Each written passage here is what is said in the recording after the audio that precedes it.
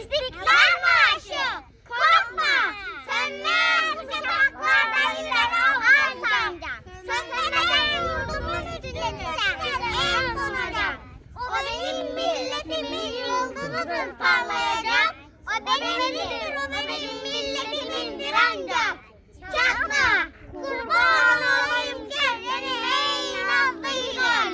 Kahraman ırkıma bir gün, ne bu şiddet bu celal. Sana olmaz dökülen kanlarımız sonra helal.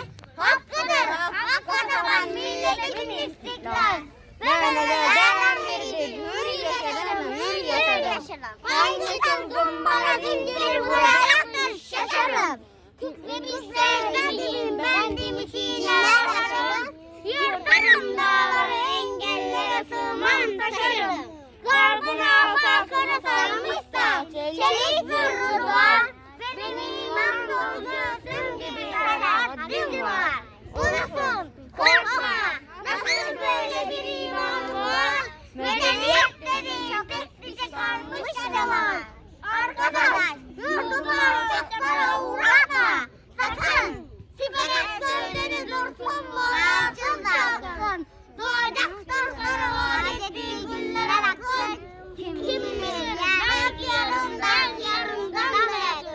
Basın yerleri toprak diyerek geçme.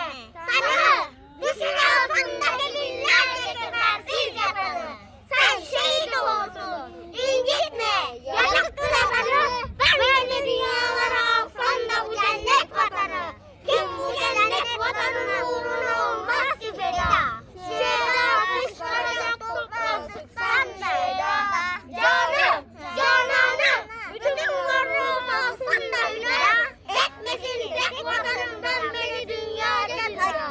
Ruhumun senden ilahi satışlanacak emeli. Değmesin nabedenin göğsüne naber remeli. Bu elhamlar işaretleri dinin yemeli. Ebediyen tumun üstünde belirlemeli. O zaman belki de varsa taşı her